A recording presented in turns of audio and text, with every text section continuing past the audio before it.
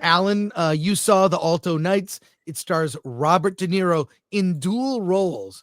I don't know the story. I've seen the trailer. Mhm. Alan, tell me about the Alto Knights. Okay, so this is a movie directed by Barry Levinson, written by Nicholas Pileggi, and it's Robert De Niro plays two roles: Frank Costello and Vito Genovese, two childhood friends who grew up, who became mobsters.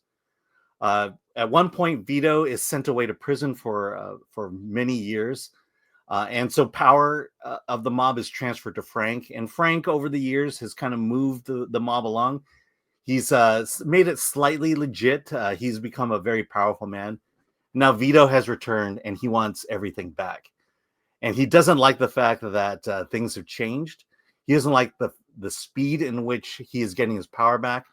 So the movie opens with the assassination attempt of Frank Costello. And because Frank miraculously survives, he realizes he needs to get out of the mob business and hand over everything to Vito.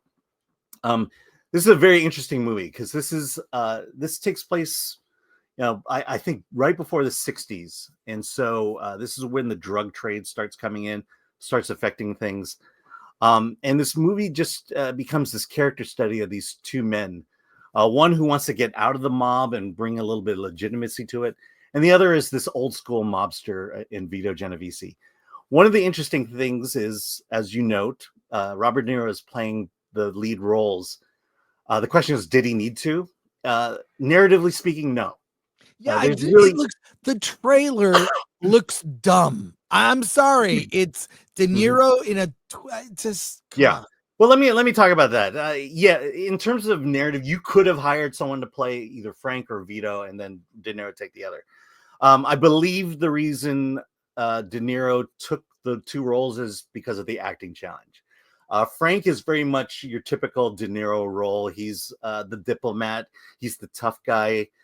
Vito is the unhinged. This guy, he sees conspiracies in everything. In the beginning of the movie, he's in a restaurant. One of his rivals walks in, doesn't notice him, and then walks out. And he is incensed that this guy, his rival, walked into the restaurant just to annoy him, and then walk out. And this idea, this conspiracy starts to unravel in his head. He says, well, why did he come in? Obviously because of this, and this. And he builds this entire story that is just not true. And they wind up killing the guy later. And this happens throughout the film, that you see Vito as this loose cannon, a guy who,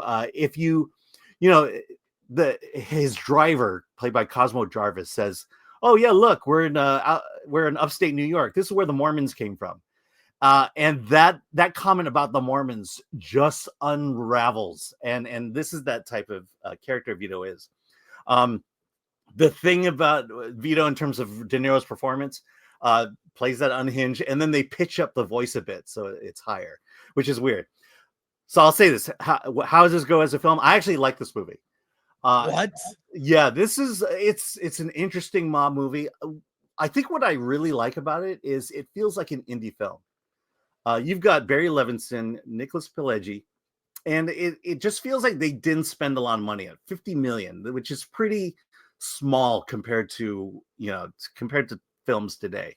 And he does a really good job of telling a story, making it feel like a good mob story, but keeps it contained in kind of the indie realm versus these large epics that the movie studios produce constantly.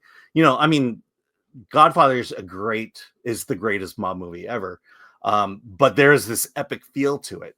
And now to bring it down to kind of this indie level, this indie feel to it, it has this charm that I really enjoyed. I do like the story that plays out. It's about, I believe it's a true story about how a gathering of all the mobs across America took place in New York.